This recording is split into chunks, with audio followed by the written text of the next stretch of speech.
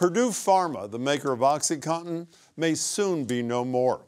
A settlement appears near after some sweeteners added to the deal brought a few longtime holdouts on board, including Massachusetts Attorney General Maura Healey, who was the first Attorney General to bring a suit against the Sackler family, the owners of Purdue themselves. In addition to the dissolution of the company and immunity from further suit, the deal would also include more than $4.3 billion from the Sacklers to help fight the opioid crisis they helped to create. So what else did the Sacklers do to bring more states on board?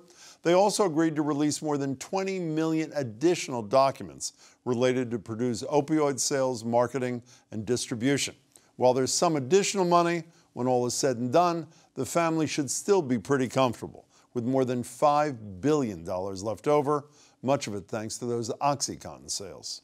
Today's resolution delivers the most important things we've been fighting for: a reckoning that exposes the Sacklers' misconduct, strips them of their power, and provides money that will be dedicated entirely to prevention, treatment, and recovery. I know that today isn't everything that we would have liked to have seen in terms of justice. I do believe it is the most we could expect and get under the law as it currently exists. The Attorney General also said $90 million of the total financial settlement will come to Massachusetts. She joins me now. Attorney General, it's good to see you. Thanks for being here. Great to be with you, Jim. As recently as a month ago, you were rejecting any settlement with a company. What specifically of these elements I talked about or others turned the trick with you? Well, really, it's because the team of lawyers in my office did the work of getting Purdue and the Sacklers to turn over all of the documents. One thing we've learned through this whole experience, Jim, and I've spent a lot of time talking with families over the years, they want the Sacklers to go to jail. I asked the Department of Justice to prosecute them criminally. They've declined to do so to date. I will continue to ask them to do that. But the second thing they wanted is transparency. They wanted the story to be told. And that's what's going to happen as a result of this first time ever public document repository that's going to be set up that will have every email, memo, including all the attorney-client privileged information that has existed in the company through time. It will tell the story and lay bare for all to see exactly who knew what when and who did what when. And that's an important part, this disclosure, because it brings the transparency that the families have long been seeking, the accountability. I'm not happy with this resolution. I'm not happy that billionaires were able to go to bankruptcy court and use the bankruptcy process to shut down our state litigation. I am proud, though, that my team fought tooth and nail all the way to the end, and we were able to achieve this result, which importantly includes the public document disclosure for all to see. Also importantly, Purdue and the Sacklers are gone. Purdue is wound down, going away as a business. That's important. And the Sacklers are out of this business. You know, other than satisfying a demand of the family, which is obviously very important in terms of transparency, could you explain to me briefly, concretely, how does access to those millions of documents change the world and make it hopefully less likely that there's another Sackler family and another Purdue Pharma?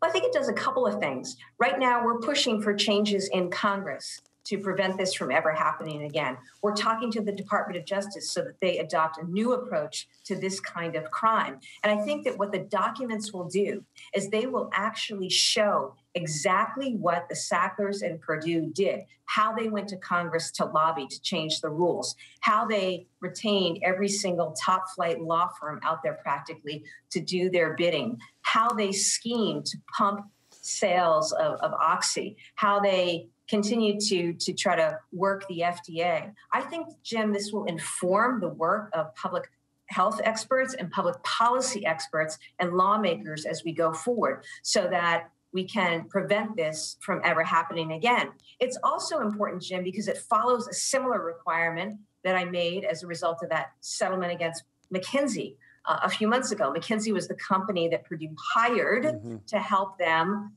figure out how to do the sales and marketing. And I also required full document disclosure as part of that. So my message is to the professional services firms, law firms, accounting firms, consulting firms, if you're going to do business out there, you better be damn sure that you understand what your clients are doing, and you better be damn sure that you are not perpetrating fraud, perpetrating illegality, or perpetrating harm in the way that Purdue and the Sacklers, assisted by others, did to the devastation of hundreds of thousands of people around this country. What specifically happens with the $90 million that Massachusetts gets, and who decides where it goes? This is $90 million that's coming into the state of Massachusetts to be used exclusively for treatment. We know we need more resources for treatment. I worked with the legislature a few years ago to set up a fund, an opioid trust fund. Any money I've collected goes into that fund to be dispersed for treatment. There's an advisory council of stakeholders, including people with lived experience, people who have had families suffering from substance use disorder who've been victimized by Purdue and the Sacklers and others, who are going to help figure out the appropriate allocation of this funding. So I'm pleased about that. We can't do enough. And I would say, we need to do more on the federal level when it comes to resources for behavioral health needs. They are great. They are growing. More opioid deaths this year than last year. And I am acutely aware of that, and I'm not going to stop fighting for our families. But I want to be clear, the legislature can't get involved and divert this money to some other hole in the budget. This has to go to treatment prevention, correct?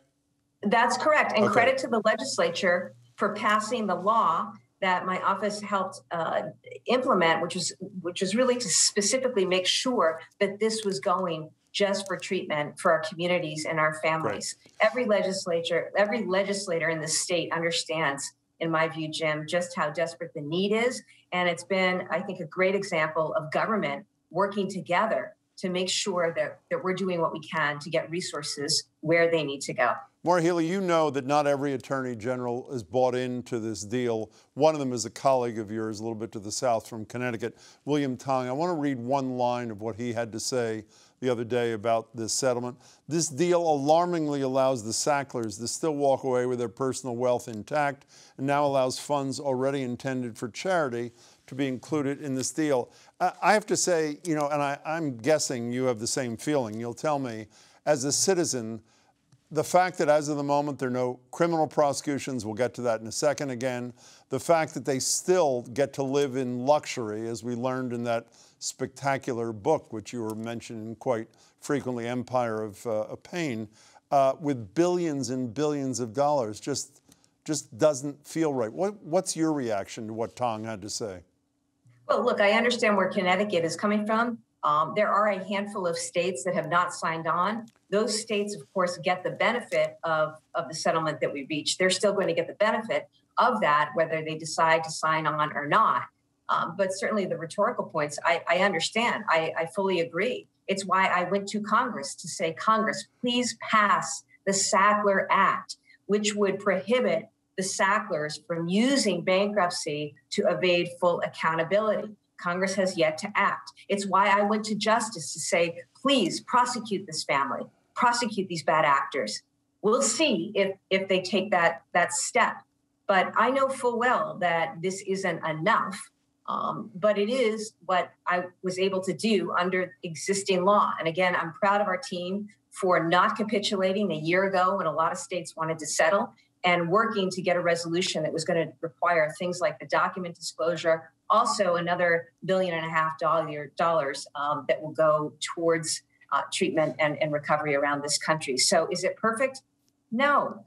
Is it the appropriate thing to do for our families and communities at this time, given the law and given the bankruptcy proceeding? Absolutely. But, I won't rest, Jim, and we have ongoing investigations into the other opioid manufacturers and distributors, just like I did with McKinsey, just like I did with Purdue and the Sacklers, just like I did in filing another suit recently against Publicis, a big marketing company that helped Purdue with its marketing. I'm going to continue to pursue all the bad actors in this space and work to hold them accountable. It's what our families deserve. And also, I'm going to work to change the system of justice so that we eliminate some of the systemic failures that leave us in this position. Attorney General, you mentioned you went to the Justice Department, and they've so far at least declined to criminally prosecute the Sacklers. If you believe that their behavior merits prosecution, Why don't you do it? Because I don't have the tools under state law to do this kind of criminal prosecution. The Justice Department does. The Trump administration cut a deal with Purdue, allowed them, the company, to plead guilty and pay a fine back in the fall. I would have liked to have seen the Trump Justice Administration pursue the Sacklers, not just Purdue, but we have to wait to see what the Biden administration is doing. And, fortunately now, because of our work and because of the work of the team in the Massachusetts Attorney General's office, now, for the first time, you will see documents that have never been seen before, and perhaps those will shed more light on what actually happened and help build that case. I want to be clear, though. Do you believe, based on what you have seen, the documents you've seen, your team has seen, that they have committed crimes for which they could be prosecuted and convicted by the Department of Justice? I do. And I also think it's one of these instances, Jim, where it's the case that you try to make. It's absolutely the case that you try to make. You look at the devastation, you look at the harm, you look at how many people were diseased and died as a result. You just look around at the number of grandparents in our state raising grandchildren, the number of parents who've lost their sons and daughters to this disease. And it's a disease and an epidemic that was really fueled and furthered by the actions of Purdue and by the actions of the Sackler family members. So we held them to account as best we could in this court. They will continue to be held to account in the court of public opinion. And ultimately, I guess they're going to have to answer to a higher level of justice someday. Hope all that is true. Maura Healey, it's good to see you. Thanks so much for your time. Thanks, Jim. Great to be with you. For more information on Purdue Pharma and the family behind it, as I said, I'd recommend a fabulous book. It's called Empire of Pain, The Secret History of the Sackler Family. You can also watch my conversation with the author, Patrick Radden Keefe. That's at greaterboston.org.